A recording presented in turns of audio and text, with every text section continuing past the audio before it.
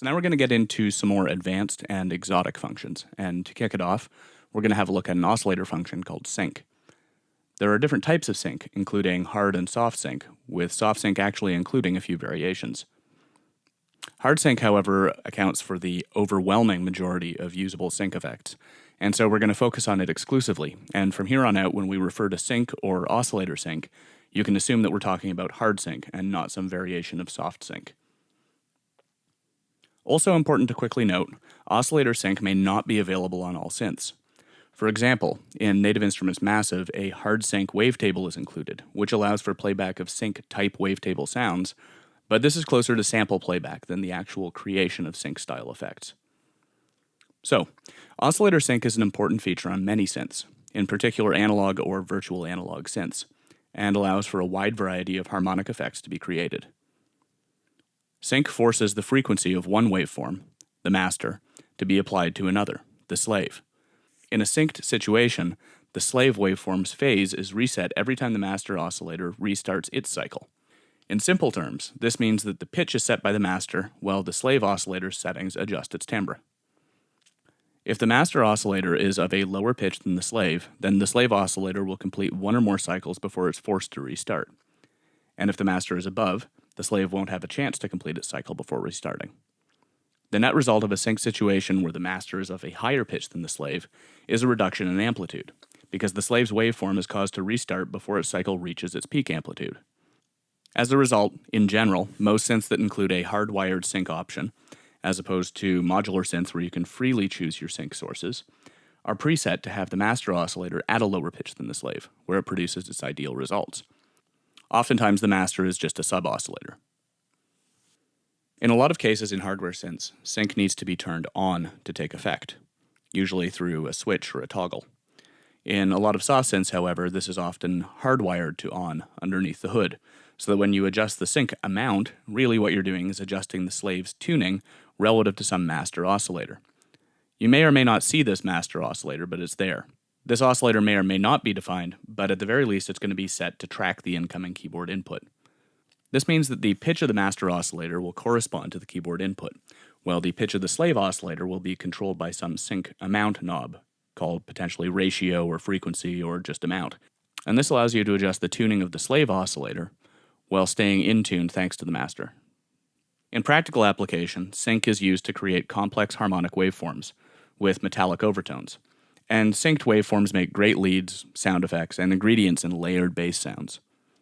It's not usually a subtle effect, though when it's layered up with some other stuff, it can be used to accent an existing tone.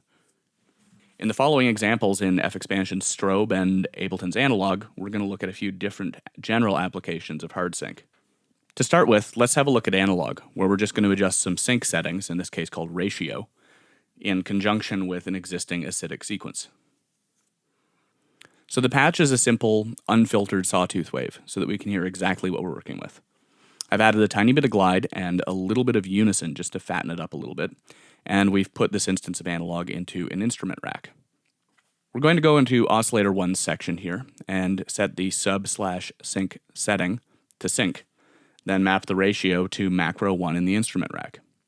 In this case, Oscillator 1 is now a slave oscillator synced to an unheard master oscillator, which is taking the MIDI input and allowing the synth to play as normal. When we adjust the ratio upward, we're raising the pitch of the slave and causing it to reset according to the master's pitch, generating extra harmonics. So I'm just going to let the sequence play for a second so we can hear what we're actually working with. And then I'm going to adjust the macro knob, first in some easy steps and then in some pretty dramatic sweeps.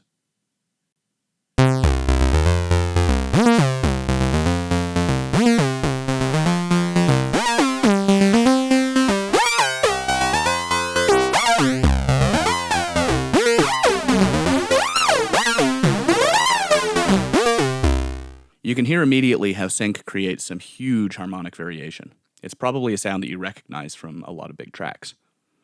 Syncing also really comes alive when one oscillator or the other is modulated by an envelope or an LFO, something that we can't do within analog. Instead, we're going to have a look at F-Expansion's Strobe, which resembles such classic monosynths as the SH-101 and the Sequential Circuits Pro 1.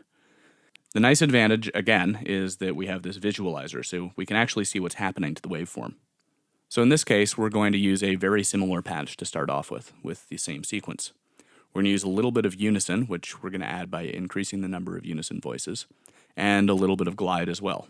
So now, instead of sweeping the slave frequency manually with a knob, we're going to apply an envelope to its amount. In strobe, the slave frequency is controlled by this sync setting. I'll let the sequence play, and then we'll adjust the decay time on the envelope.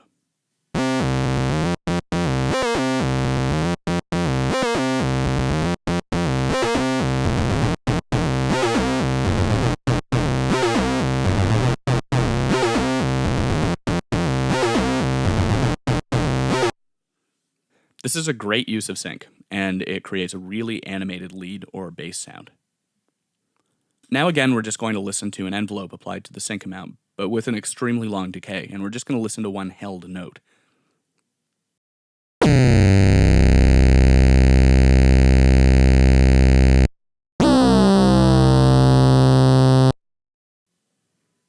This type of sound is used a lot in intros and breakdowns, and becomes amazingly dense when it's coupled up with some spatial effects like delays and chorus, etc.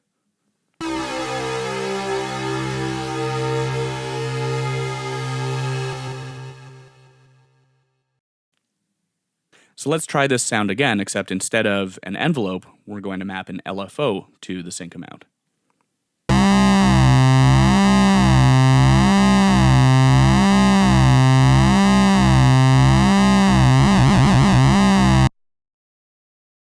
So in this case, you can hear the LFO creating a rhythmic pulsing, similar to what we might get from detuned oscillators and their beating effect, but with really different nuances. So to recap, sync generally refers to hard sync, and involves applying the frequency of one oscillator, the master, to another, the slave. The effect is that the slave oscillator's cycle is re-triggered, adding harmonic content. This can either be static or swept through various sources of modulation, and is a great way to create metallic, fat tones. Now that we've gone over some of the uses of sync sounds, let's have a look at making something with it.